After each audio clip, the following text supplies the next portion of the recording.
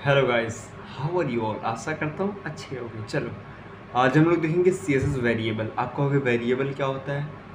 अब बेसिकली अगर आप वेरिएबल कहोगे तो आप कहोगे जावास्क्रिप्ट में पढ़े हो, जावा में पढ़े हो, पाइथन में पढ़े हो, PHP में पढ़े हो, रूबी में पढ़े हो। अबे छोड़ो, मैं बताता हूँ CSS में क्या वेरिएबल होता है। जैसा कि आपने उन सारी लैंग्वेजेस में पढ़ा होगा, तो वैसे ही इसमें वेरिएबल होता है। Variable is the name of memory allocation where we store our value. यहाँ पे वैल्यू की बात होगी, मतलब क्या है, आपकी प्रॉपर्टी वैल्यू। समझे। अब देखो, अगर एक एग्जांपल से हम समझें, सपोज दैट मैंने ये कहा कि मेरे पास एक वेबसाइट है, छोटी सी, बहुत छोटी सी वेबसाइट है, छोटी सी एकदम, नन्ही सी मुन्नी सी।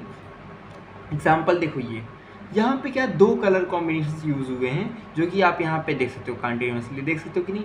आप सपोज दैट मैं एक कहूँ कि मुझे ये कलर कॉम्बिनेशन चाहिए, जो वाइट वाला है, मुझे हर जगह से वाइट हटा दो, या फिर मैंने ये कहा हर जगह से नीला वाला कलर हटा दो।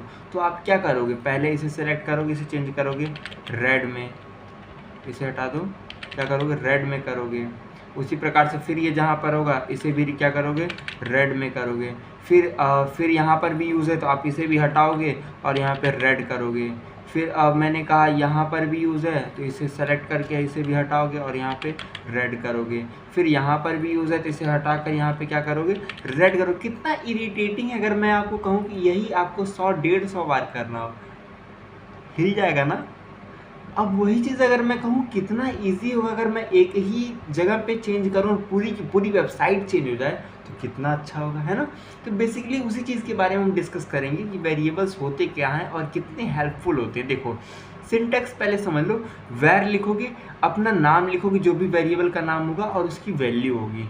तो वेरिएबल का नाम लिखने के लिए आपको 2 हाइफन्स इस्तेमाल करने होते हैं, ठीक है।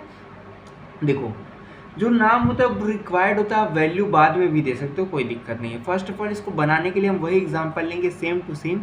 अब अगर आप नोटिस करोगे तो जो आपने वेबसाइट अभी प्रीवियसली दिखा, वही सेम टू सेम वेबसाइट दिखाऊंगा, और इसमें डिफ्रेंशिएट करूंगा कि कैसे वो और ये अंतर है। देखो, सेम ही साइट है, लेकिन इसमें एक चीज़ नई ऐड हुई है कि कॉलन के साथ रूट लिखा है और उसके अंदर हाइफन हाइफन ब्लू और हाइफन हाइफन वाइट लिखा हुआ है, जिसमें उसकी वैल्यूज़ है। क्लियर। अब जब जब मुझे यूज़ करना होगा ब्लू और वाइट कलर, तो मैं ब्लू वाइट नहीं लिखूंगा, मैं वैर लिखूंगा और वैर के ब्रैकेट के अंदर ब्लू लिख दूंगा। उसी तरीके से ब्लू फिर यूज़ करना है तो ब्लू लिख दूंगा, वाइट यूज़ करना है तो वाइट लिख दूंगा। अब इससे फ़ायदा क्या हुआ, इनकेस मुझे मान लो ब्लू कलर नहीं चाहिए, तो मैं इसे यहीं पर डिलीट कर दूंगा और मैं लिख दूंगा RED रेड, और मैं इसे रन कर दूंगा। अब ये ऑटोमेटिक पूरी की पूरी साइट ही देखो चेंज हो गई। इंटरेस्टिंग है ना, कितनी जल्दी काम हो गया। ऐसे ही मुझे ये भी नहीं चाहिए, मुझे 000 चाहिए ब्लैक कलर, तो आप डायनेमिकली वो भी कर सकते हो। मतलब आप देख सकते हो लेवल ऑफ पावर। आप वेरिएबल का पावर देख लो, इतना पावरफुल है कि आप एक जगह चेंज कर रहे हो, ये पूरी की पूरी वेबसाइट को चेंज कर दे रहा है। पावरफुल है कि नहीं। तो इसलिए मैं कहता हूँ वेरिएबल बहुत पावरफुल होते हैं, इसे यूज़ किया करो, ठीक है। आप कोई भी बड़ी बड़ी साइट्स देखो, मेरी पोर्टफोलियो साइट देख लो, मैंने वेरिएबल्स इस्तेमाल किए हैं, ठीक है, ताकि डायनेमिकली मैं जब चाहूँ तब उसे चेंज कर सकूँ, ठीक है। देखो, इसी प्रकार से अगर आप ब्राउज़र सपोर्ट करोगे तो ये क्रोम के 49 वर्जन्स पे चल जाएगा, इसके 15, इसके 31 और सो ऑन, ठीक है। आगे देखते हैं, वेरिएबल में एक और कॉन्सेप्ट आता है जो आप देखोगे, क्या, ओवरराइडिंग का कॉन्सेप्ट। यानी कि मान लो अब मैं कहूँ कि ओवरराइडिंग क्या होता है, दो तरीके से किया जा सकता है, ग्लोबल वेरिएबल के साथ और लोकल वेरिएबल के साथ। अब होगा क्या, जैसे कि मैंने कहा कि मेरे पास 2 प्रकार के वेरिएबल्स हैं, एक ग्लोबल और एक ग्लोबल। पहले ये समझ लो कि ग्लोबल क्या होता है और लोकल क्या होता है। अगर मैं ग्लोबल की बात करूं तो एग्जांपल यहाँ पे देखो,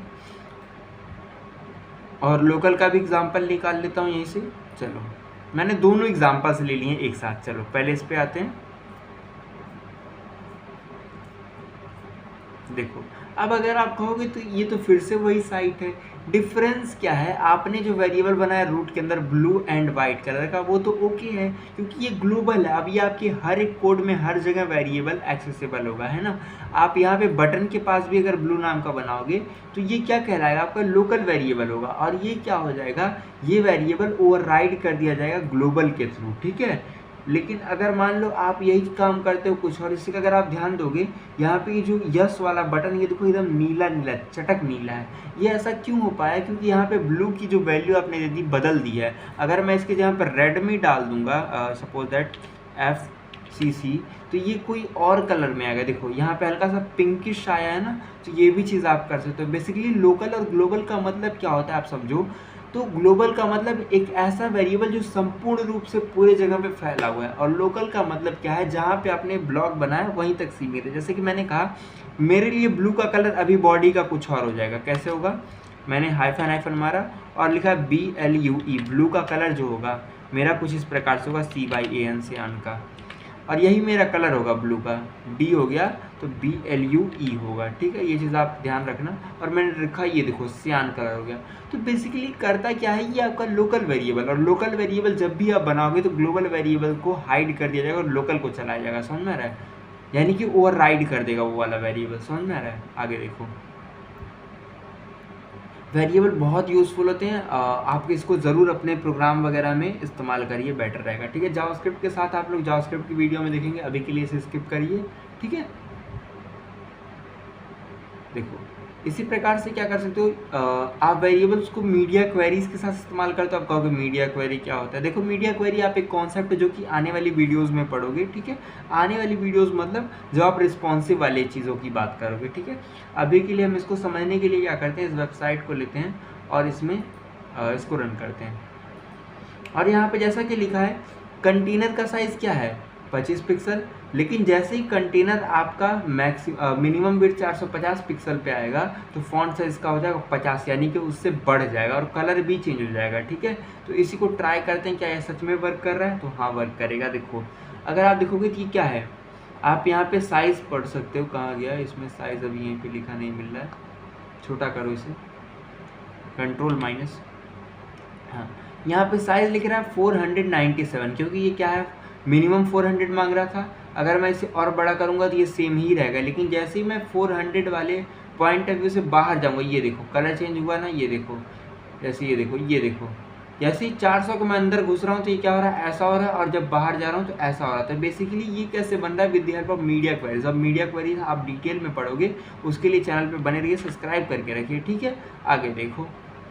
तो बेसिकली यही सारी चीज़ें होती हैं। बाकी अभी भी कोई डाउट है, ना समझ में आया तो आप मेरे को DM करिएगा, मैं आपको बता दूंगा। तब तक के लिए चैनल पे बने रहिए और बाय बाय।